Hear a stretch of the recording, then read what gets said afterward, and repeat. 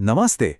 आज हम जिस दुनिया में रहते हैं जहां हर तरफ छपी हुई चीजें हैं, हम इसे बहुत हल्के में लेते हैं, है ना? लेकिन इसके पीछे एक जबरदस्त कहानी है। एक ऐसी कहानी जिसने हमारी आज की दुनिया को बनाया है। तो चलिए इस कहानी की परतें खोलते हैं। कभी सोचा है एक ऐसी दुनिया कैसी होगी जहां कुछ भी छपा हुआ ना हो? कोई किताब नहीं, कोई अखबार नहीं, कुछ भी नहीं। जरा सोचिए कितना अलग होता सब कुछ। मतलब हमारे चारों तरफ क्या नहीं है? किताबें, पत्रिकाएं, अखबार, थिएटर के प्रोग्राम, कैलेंडर, विज्ञापन, सिनेमा के पोस्टर, डायरी, ये सब चीजें।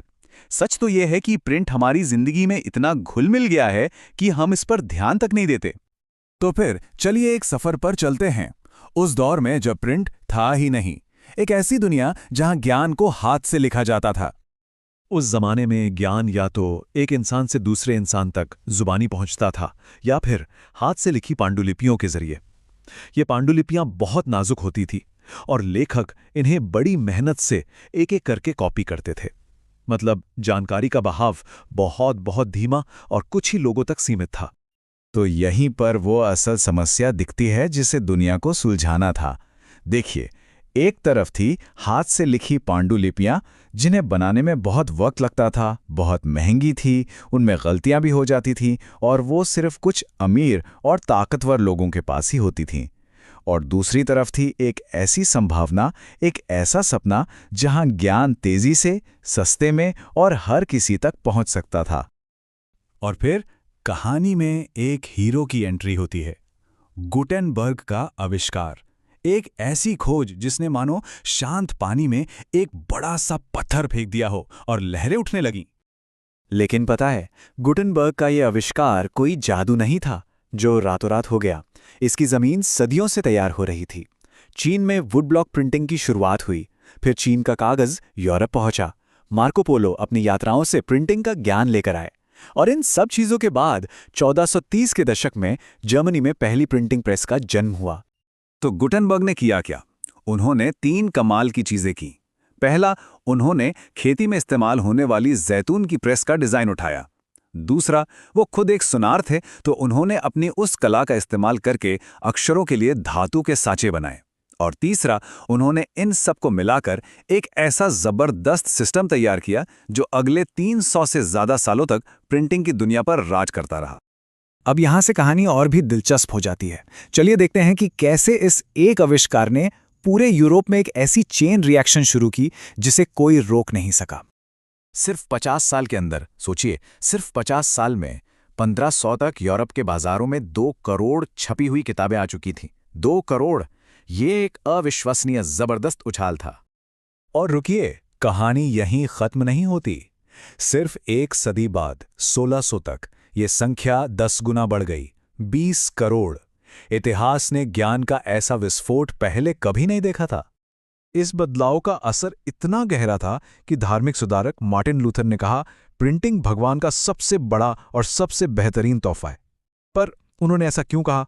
क्या था प्रिंटिंग में इतना खास? तो असली बात ये थी, प्रिंट की वजह से ही मार्टिन लूथर जैसे एक अकेले इंसान के विचार इतनी तेजी से और इतनी बड़ी संख्या में फैल सके कि उन्होंने सदियों से यूरोप पर राज करने वाली एक पूरी संस्था को चुनौती दे डाली।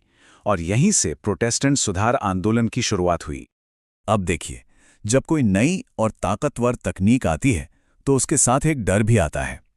इसके जवाब में रोमन चर्च ने 1558 से प्रतिबंधित किताबों की एक लिस्ट बनाना शुरू कर दिया। क्यों? ताकि उन विचारों को फैलने से रोका जा सके जिन्हें वो खतरनाक मानते थे। मतलब इतिहास में पहली बार जानकारी को काबू करना मुश्किल होता जा रहा था। शुरुआत में जो लहरें उठी थी वो जल्द ही एक ऐसी सुनामी बन गईं जिसने राजनीति और समाज को ही हमेशा के लिए बदल कर रख दिया। और इसका असर लोगों पर सीधा पड़ा। 18वीं सदी के आखिर तक यूरोप के कुछ हिस्सों में साक्षरता यानी पढ़ने लिखने की दर 60 से 80% तक पहुंच गई थी। ये एक तरह का पढ़ने का जुनून था जिसने छपे हुए विचारों के लिए एक बहुत बड़ा नया ऑडियंस तैयार कर दिया। इतिहासकार तो ये भी कहते हैं कि प्रिंट ने सिर्फ फ्रांसीसी क्रांति के बारे में लिखा नहीं, बल्कि उसे मुमकिन बनाने में भी मदद की। कैसे? इसने वोल्टेयर और रूसो जैसे विचारकों के विचारों को घर घर पहुंचाया। इसने बहस और संवाद का एक नया माहौल बनाया और इसने ऐसे साहित्य और कार्टून फैलाए जिन्होंने राजशाही की इज्जत को कम कर दिया। लेकिन ये कहानी सिर्फ यूरोप तक ही सीमित नहीं थी। चलिए अब देखते हैं कि जब प्रिंट की ये क्रांति भारत के तटों पर पहुंची तो यहाँ क्या हुआ। तो भारत में प्रिंट की कहानी शुरू होती है 16वीं सदी के बीच में, जब पुर्तगाली मिशनरी इसे गोवा लेकर आए। धीरे धीरे पहली तमिल और मलयालम किताबें छपीं और फिर 1780 में जेम्स ऑगस्टस हिक्की ने भारत का पहला अखबार शुरू किया, जिसका नाम था बंगाल गज़ेट। और यहाँ भारत में भी इसका असर जबरदस्त हुआ। अलग अलग समूहों ने इस नई तकनीक का इस्तेमाल अपनी आवाज को बुलंद करने और समाज को बदलने के लिए किया। महिलाओं ने पहली बार बड़े पैमाने पर अपने अनुभव लिखे, गरीब लोगों को सस्ती किताबें और लाइब्रेरी मिलीं, और समाज सुधारकों ने जातिवाद और सती प्रथा जैसे मुद्दों पर जोरदार सार्वजनिक बहस छिड़ दी। प्रिंट ने मानो एक सार्वजनिक अखाड़ा बना दिया, जहां विचारों की जबरदस्त टक्कर हो सकती थी। एक तरफ राम मोहन रॉय की संवाद कौमुदी जैसे अखबार थे जो सुधार की बात कर रहे थे, तो दूसरी तरफ समाचार चंद्रिका जैसे अखबार थे जो पुरानी परंपराओं का बचाव कर रहे थे। और सबसे जरूरी बात यह थी कि ये सारी बहसें आम लोगों की अपनी भाषा में हो रही थीं। तो इस तरह हम एक ऐसी दुनिया से निकलकर, जहां लोग सिर्फ सुनते थे, एक ऐसी दुनिया में आ गए जहां लोग पढ़ने लगे। प्रिंट ने जानकारी, सत्ता और हमारे आपसी रिश्तों को हमेशा हमेशा के लिए बदल दिया। तो ये तो साफ है कि प्रिंट ने हमारी मॉडर्न दुनिया को बनाया। अब सवाल ये है कि हमारी आज की डिजिटल क्रांति कौन सी दुनिया बना रही है।